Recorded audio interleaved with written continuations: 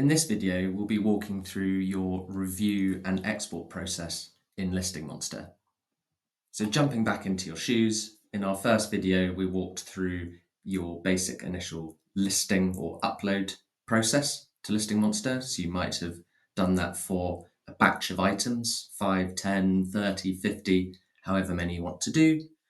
After you've finished photographing your items, you'll put your device down, move back to a bigger screen, so maybe a desktop, log into Listing Monster, and you will be shown the screen I'm on here, and all the items that you uploaded photos for will be sitting waiting for you in this products table.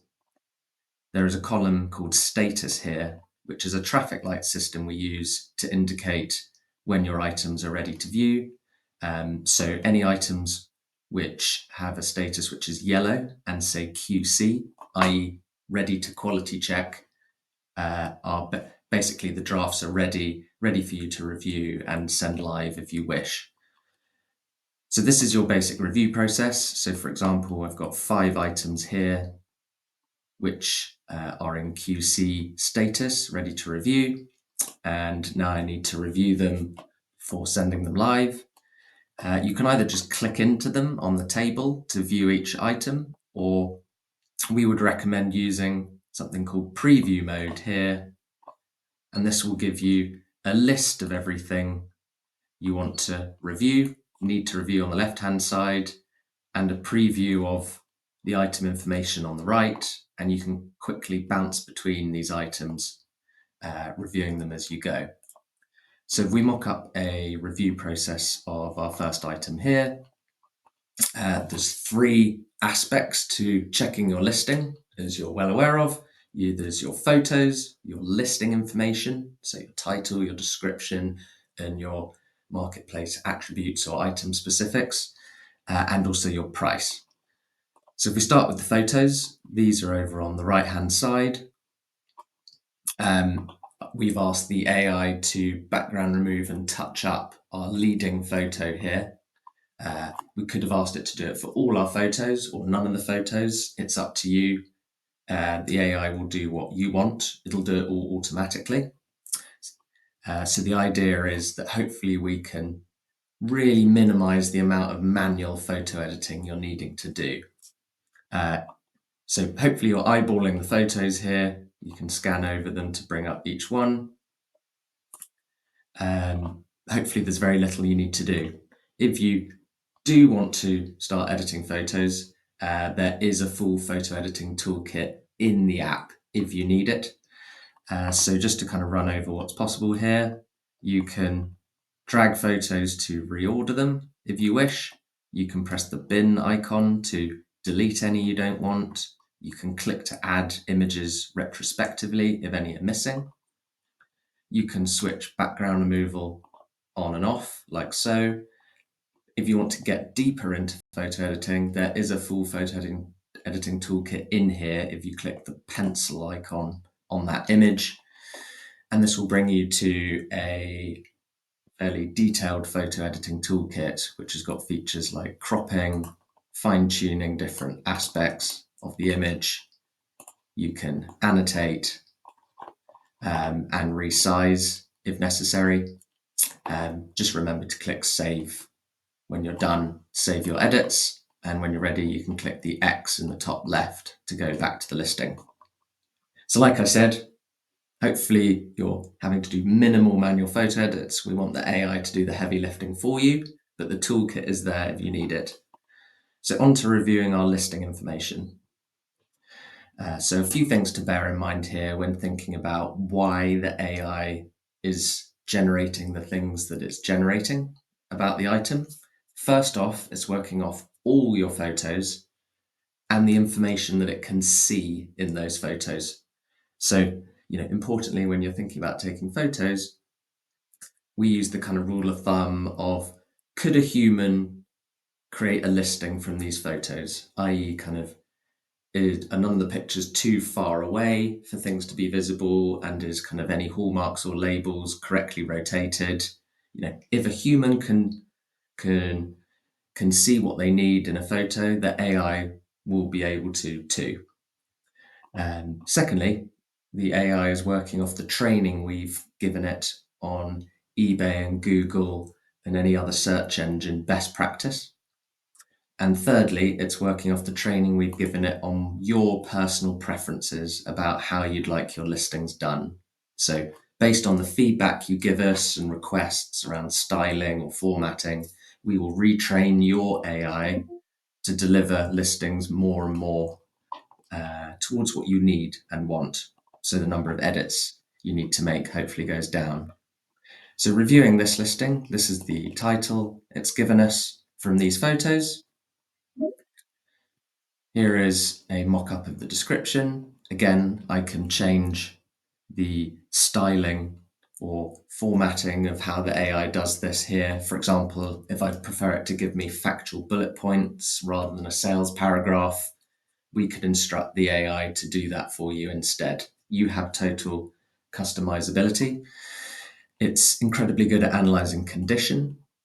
So it'll pick up any issues or tags or anything that you've taken photographs of and flag it in the description, and then any sizing or material or measurements that it can see or has been given.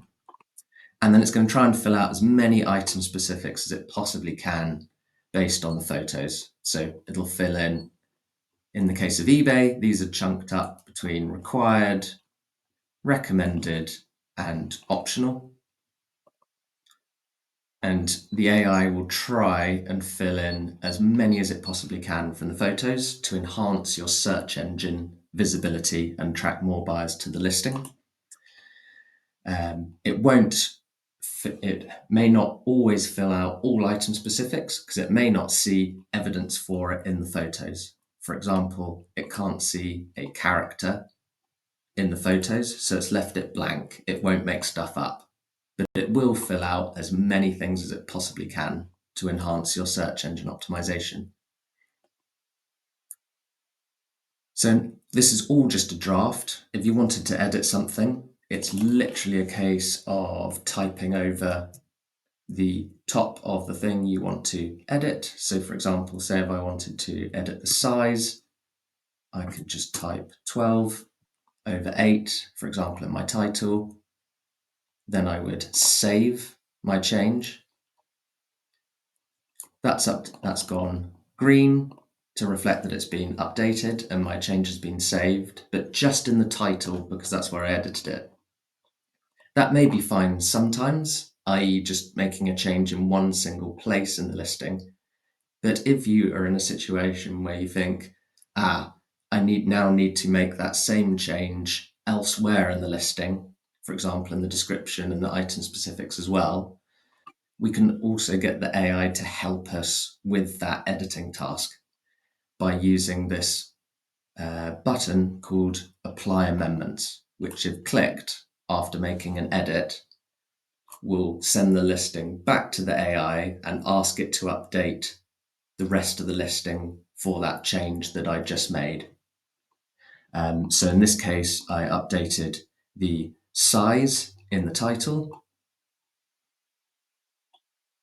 and you'll now see that it's updated it in the description and also the item specifics. So we can get the AI to help us with editing as well as listing creation. You may not need to use apply amendments every time you make an edit, but it's there in the case of if you need it. So that's in terms of checking our listing info and editing. And finally, on pricing, you've got a couple of tools in the app to help you. If you're looking to do manual price research, we have a tab called the Item Research tab, which will be able to help you. Here, you will see comparable search results for your item from Google, previously sold items on eBay, and live listings on eBay, all pulled into a single area in the software for you to give you a handy single place to just flick through and check comparable prices to inform how you want to price the item. There's no rocket science going on here. It's just trying to help you do what you maybe already do, but across multiple search tabs on your browser, do it all in one place a little bit more efficiently.